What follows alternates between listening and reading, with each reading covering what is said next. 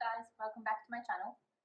So today I'm going to show you how to make some homemade stamp pockets for all your stamps and dies and things like that.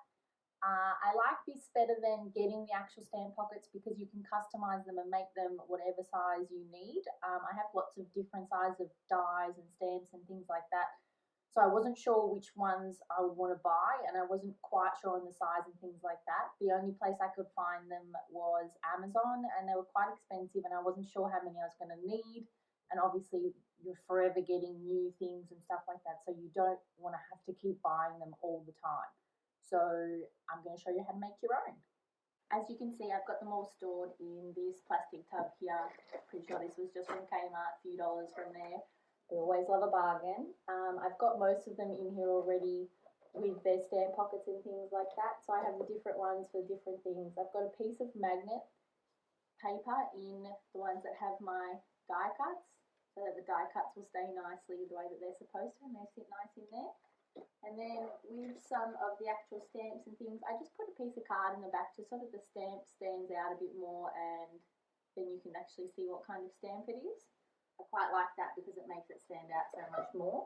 And then I just sort of have them in size order. I don't have a lot, so I don't worry about organising them by what they are or who they're by. I do keep Christmas ones at the back because obviously it's not Christmas time anymore, so we don't really need them that much. I also made them for my embossing folders too, so I don't have many of those, only half a dozen or so, and I've popped them in there as well. So I got some new stamps and dies. As you can see, they've all got the shiny sticker on them, which means they were on sale, and that's why I got them, because I'm a tight ass and I hardly ever buy things at full price because I don't like to. Most of these are from Kaisercraft, and this one here, which doesn't have the sale sticker on, I actually got for free as a little gift with my tri-blend markers. So I'm actually going to make stamp pockets for all of these, and I thought I'd bring you all along. Let's get into it, shall we? So jumping right in, all we're going to need is a ruler, a cutter, a laminator, and your stamps, I guess. So I'm just going to measure up these stamps, and you can see that these three are all the same size, so I know I've got to make three at the same size. It's just under 4 inches, so I'm actually going to make the pockets 4¼ inches, and then it was just under 6 inches, so I'll make it just over 6¼ inches. That way it gives it a little bit of wiggle room and makes it a bit easier. We've got some standard laminating patches here. I think I picked these up pretty cheaply from Officeworks. I'm going to trim off the edge which holds them together, so that way they're easy to move. It's nice and static though, which is good, so they hold together while you're cutting them. I've done the 4¼ cut. Now I'll do the 6¼ cut. And I'll do it again with the same piece. I'm able to get 2 out of it with a bit of leftover there on the side, which I will save for later, and I'll explain why I saved them a little bit later in the video. So here we have them. We're going to get another full sheet of laminating pouch, and we're not going to cut this one at all. So we're going to put the other 2 inside. So you want to pull the 2 halves apart, flip them around, and put the outsides to the inside. That way the shiny side on both halves are on the inside, and they won't stick together. But the matte sides on the outsides will stick to the inside of the laminating pouch itself. You want to make sure they're pretty lined up, otherwise they don't work very well. So once they're in there, you want to make sure they're nice and smooth. Grab out your preheated laminator. As you can see, mine just moved a bit there, so you can just move it back. You want to run it through. I like to hold it just to make sure that they don't slide around at all. They're pretty good at not moving, which is helpful, but I always just hold it just in case. Once we've run it through our laminator, we need to trim them.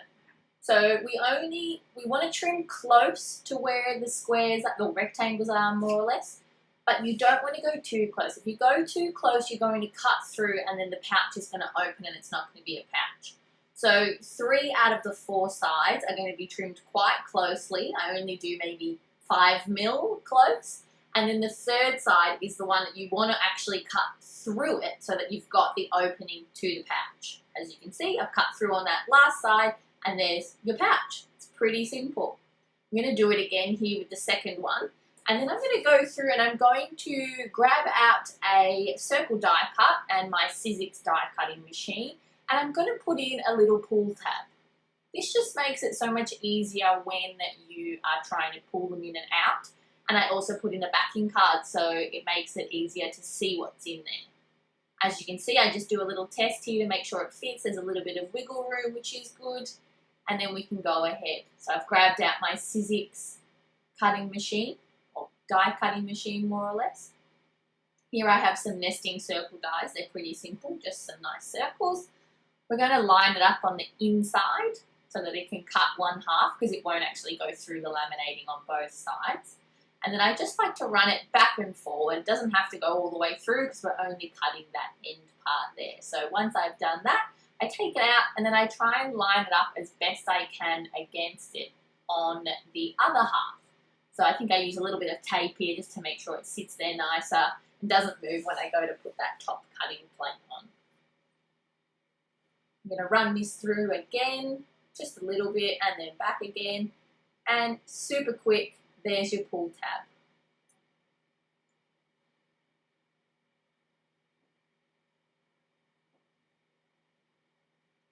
Now that we have the finished pouch, we're going to grab the inside sheet from those stamp pockets again.